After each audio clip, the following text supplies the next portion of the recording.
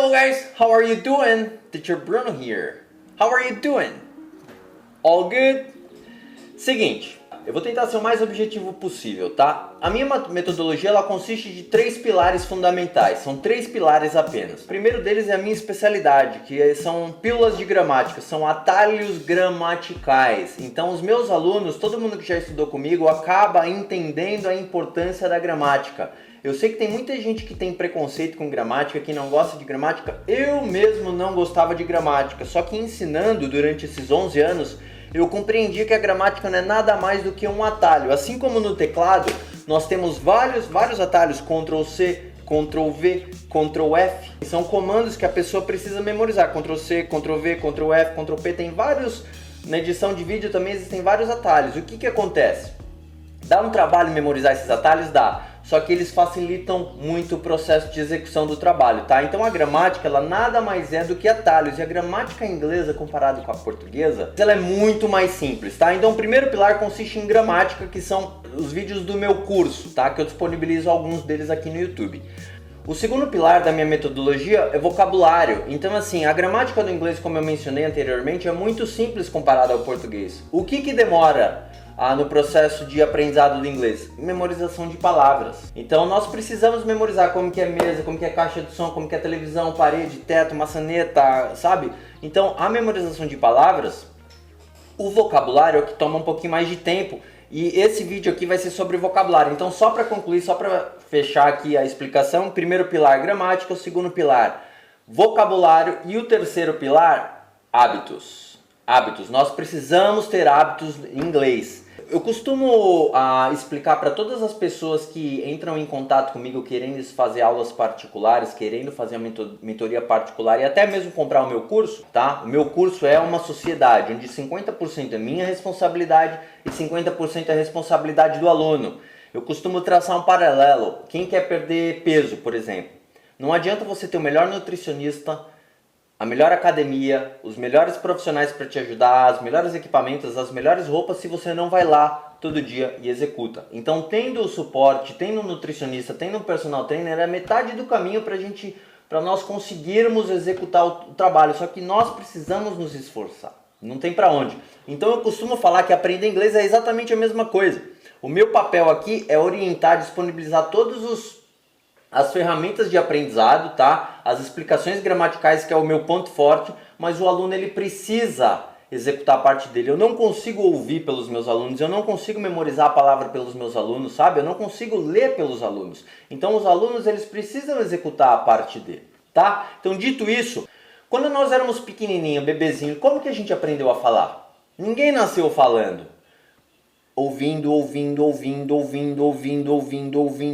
para começarmos a falar errado. O inglês é um processo muito parecido quando já somos adultos. O que eu costumo falar é que é muito mais fácil para um adulto do que para uma criança aprender idioma, porque um adulto quase todos já sabem o que é um verbo, já tem uma base de vocabulário grande, sabe? O que difere é que uma criança não tem preconceitos, uma criança não tem bloqueios e travas. Os alunos eles acham que inglês é difícil, enfim. São mais questões psicológicas, mas eu garanto para vocês que se vocês, por exemplo, têm alguma base gramatical em português, é muito mais rápido o processo de aprender inglês do que para uma criança, tá?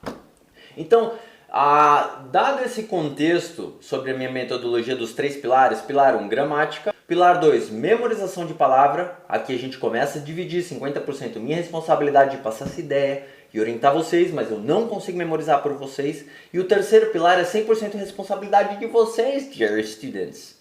Tenham hábitos em inglês, horas de inglês. Eu costumo falar, malabares. Eu não sei fazer malabares com 3 bolinhas, 4 bolinhas, mas se eu treinar 1 semana, 2 semanas, 3 semanas, na 5ª semana eu vou estar fazendo com 5, 6 bolinhas, sabe? Eu sempre dou esse exemplo. Eu já vi um rapaz em Poços de Caldas fazendo malabares com 5 facões.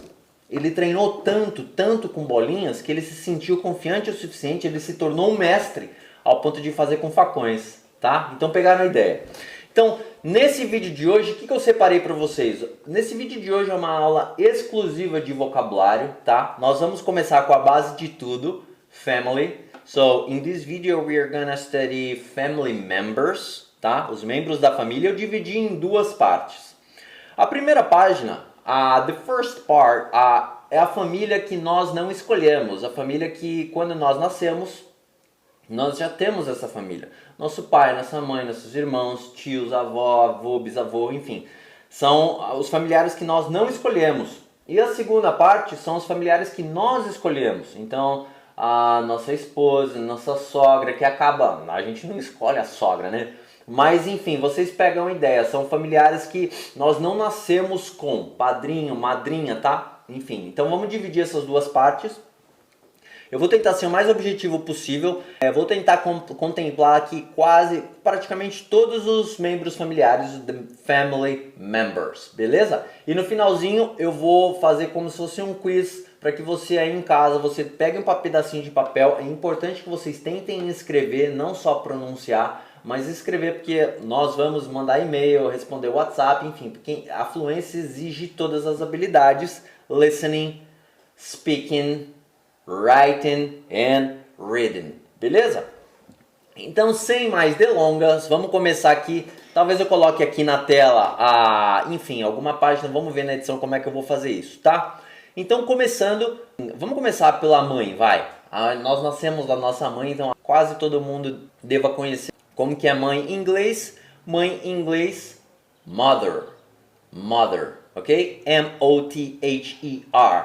É importante nós dominarmos o spelling. Spelling é soletrar. Quando nós formos viajar, não vão entender às vezes o nosso nome, nosso endereço. É importante nós conseguirmos soletrar todas as palavras que nós queiramos. Beleza?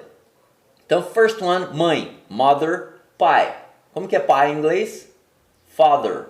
Então, só uma observação, se você achar necessário, dá um pause quando necessário e escreve no pedacinho de papel e depois você checa aqui na tela, tá? Então, mãe, mother, pai, father. Também podemos chamar father de dad, mas esse não é o ponto da aula. Vamos aprender o jeito formal, tá? Então, mãe, mother, pai, father.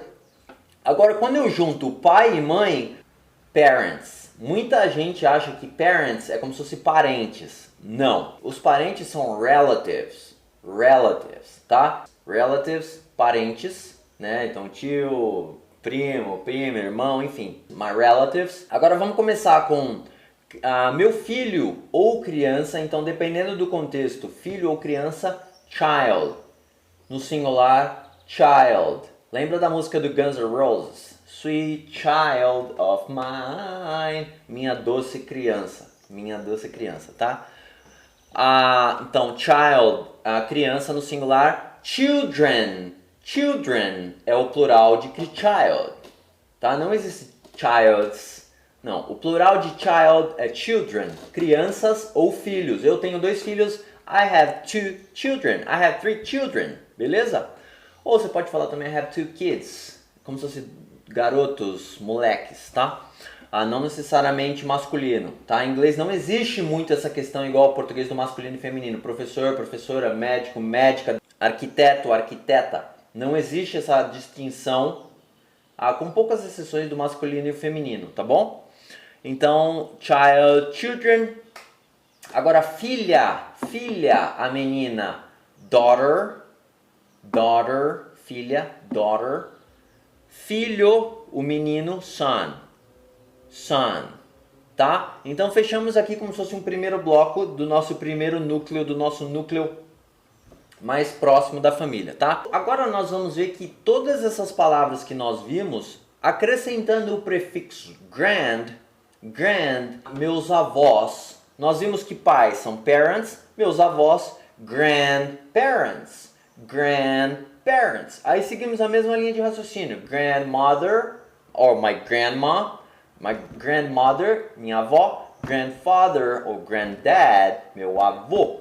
Grandfather, grandmother. Vou ensinar aqui para vocês o jeito formal. Depois, com o tempo, nós vamos ganhando malandragem e vamos pegando todas as outras formas de falar, tá? Então, grandparents, grandmother, grandfather. Aí, minha neta, granddaughter é como se fosse uma grande filha, granddaughter. Meu neto, grandson. Aí quando nós não vamos distinguir o sexo, o gênero, grandchild, meu neto ou neta, né, sem distinguir o sexo, o gênero. grandchild e grandchildren, meus netos. My grandchildren, grandchildren, tá? É a mesma linha de raciocínio do primeiro bloco. O que mais que faltou? Bisavô. Aí nós acrescentamos como se fosse um great grandfather, bisavô. Great é como se fosse grandioso ou ótimo. Meus bisavós, great grandparents. Meu bisavô, homem, great grandfather. Minha bisavó, mulher, great grandmother ou great grandma, great granddad, ok? Great grandfather, great grandmother, tá? Enfim, então aqui como se fosse mais um bloco, agora com prefixo, acabamos de ver com o prefixo grand, que significa os avós ou os netos, né? Você acha que vocês pegaram a ideia, tá? Como nós falamos irmãos sem definir o gênero, tá? Quantos irmãos você tem? Então esses irmãos, eu não quero saber se é menino ou menina. Siblings, S-I-B-L-I-N-G-S, siblings. Importante saber dominar o spelling, percebem? Irmão, a gente usa até em português, my brother, né? Brother é o homem, brother. Porque a menina, sister, irmã, sister, ok? Aí aqui você pode, eu tenho 2 irmãos meninos, I've got 2 brothers. Eu tenho 2 irmãs, I've got 2 sisters. Aqui nós podemos pluralizar, tá bom? Então, siblings, sem definir o gênero, irmãos, brother, irmão, homem, sister, irmã, menina. Primo ou prima em inglês, eles não têm distinção na palavra, é o contexto que vai determinar. Cousin, I've got many cousins, ok? Cousin. Tia, aunt. Tio, uncle. Tio, o homem, uncle. Sobrinha, niece, a menina, niece. Sobrinho, o homem agora, nephew, com PH, nephew, N-E-P-H-E-W, nephew, tá? Então esse foi como se fosse o primeiro bloco dos membros familiares que nós meio que não conseguimos escolher, que nós já nascemos com these family members, nós já nascemos com esses membros familiares, tá? Agora vamos para o segundo bloco que eu criei aqui, que é como se fosse os membros familiares que nós temos alguma opção de escolha, tá? Então começando, por exemplo, com namorado ou namorada. Namorado, homem, boyfriend, e a namorada, girlfriend. Lembrando que girl é menina e boy é menino. Então é como se fosse boyfriend ao pé da letra, menino amigo, o namorado, boyfriend, menina amiga, girlfriend, tá? Escalonando, noiva, a mulher, fiancé, tá? Fiancé, e o noivo, groom, o homem, groom. Lembrando que duplo O em inglês tem som de U, quase sempre. Boots, botas. Boots, roots, raízes, roots. Fool, bobo ou tolo, tá? Então aqui, groom, som de U. Escalonando ainda, então já passamos de namorado para noivo, agora vamos casar. Esposa, wife, esposa, a mulher, wife, e esposo ou marido, husband. Então nesse primeiro bloco da segunda parte já vimos boyfriend, girlfriend, fiancé, groom, husband and wife. Beleza? Aí o que acontece? Eu sempre ensinei para os meus alunos que essa parte que nós vamos ver agora, eu estou com a tela aqui aberta para me auxiliar, que são muitas palavras. Em law em inglês, law, L-A-W, é lei, tá? Então, eu sempre ensinei para os meus amigos que quando você casa com alguém, a família dessa pessoa que você casou é sua família na lei agora, tá? A sua família na lei. Então, vamos imaginar que eu casei com a Maria, tá? A mãe da Maria agora é minha mãe na lei, ou seja, mother-in-law. minha sogra. Mother-in-law. Então a mesma coisa que é da minha esposa vai ser minha, só que in-law, tá? Então o meu sogro, que é o pai dela, my father-in-law. Father-in-law. Pegaram a ideia? O irmão dela, agora é meu irmão na lei, meu cunhado. My brother-in-law. Brother-in-law é meu cunhado. Minha cunhada, a irmã dela, sister-in-law. My sister-in-law é minha cunhada. Então, toda vez que vocês virem esse in-law, significa que é do casamento, tá? Então, temos mais algumas possibilidades aqui. Já vimos mother-in-law, father-in-law, sister-in-law, brother-in-law. Temos o son-in-law, daughter-in-law. It's my daughter-in-law. Então, acho que deu para vocês pegarem essa questão do in-law, que é na lei. Tudo que uma pessoa tem, tudo que a minha esposa ou meu esposo eles tiverem, é a mesma coisa, só que in-law, na lei agora no papel, beleza? Agora aqui nós temos mais um prefixo, tá? Então já fechamos esse bloco de quando eu casei com a pessoa. Agora vamos imaginar que, agora nós vamos falar o prefixo do step. Step, o que significa step em inglês? Step em inglês é como se fosse passo, two steps, three steps, passo ou degrau, pode até ter o sentido de degrau. Então, my stepmother significa como se fosse um degrau de mãe, como se fosse meia mãe, ou seja, se o meu pai divorciou da minha mãe e casou de novo, a minha madrasta é como se fosse minha meia mãe. Acho que deu para vocês perceberem a ideia. Então, o step é sempre quando o nosso pai ou nossa mãe casou de novo. Então, stepmother, minha madrasta. Stepfather, meu padrasto. Stepchild, enteado.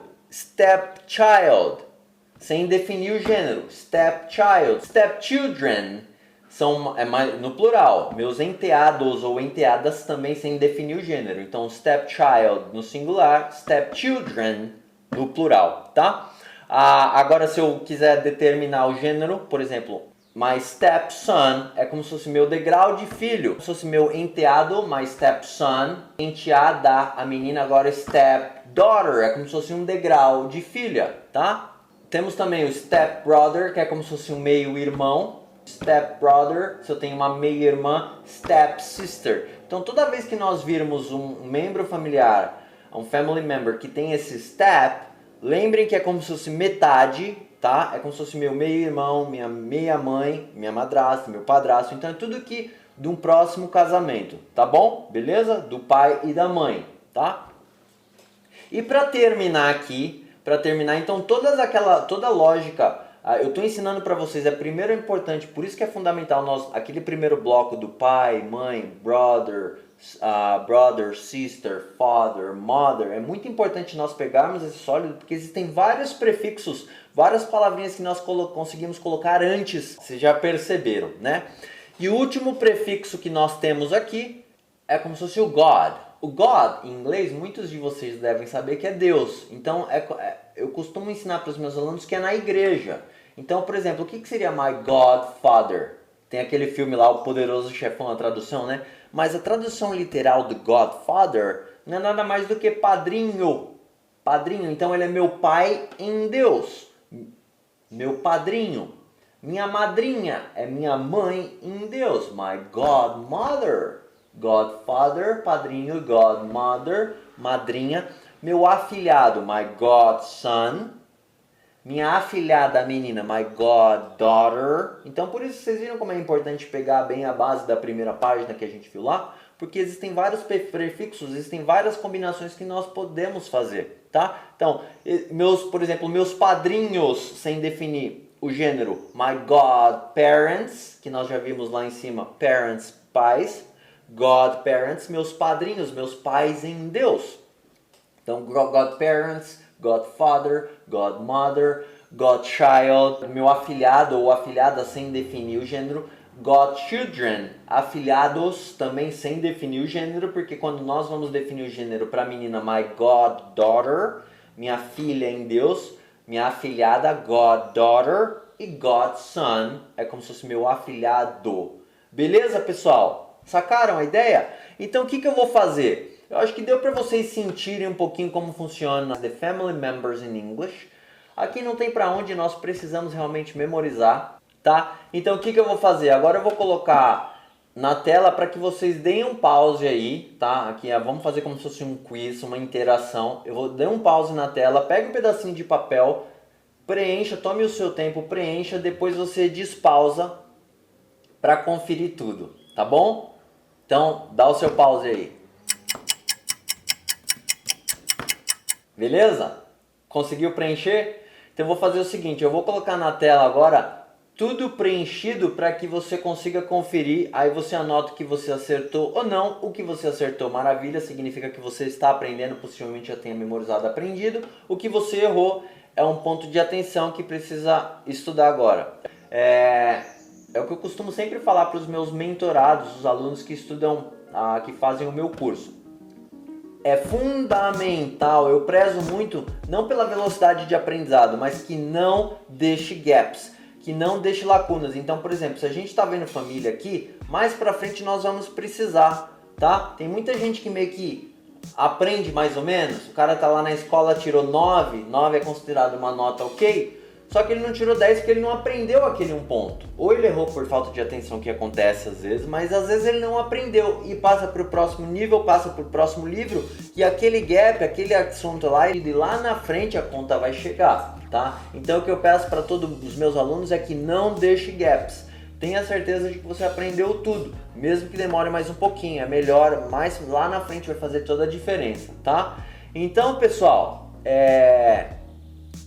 espero que vocês tenham aprendido, espero que vocês tenham gostado desse vídeo, espero realmente que tenha sido útil, tá? Se você gostou e se serviu, te ajudou, passa esse vídeo para alguém, assim você também ajuda o Teacher Bruno a alcançar mais pessoas e ajudar mais pessoas a desenvolver o seu inglês, tá bom? Então, vejo vocês no próximo vídeo, take care, take it easy, I'll see you next time, bye bye.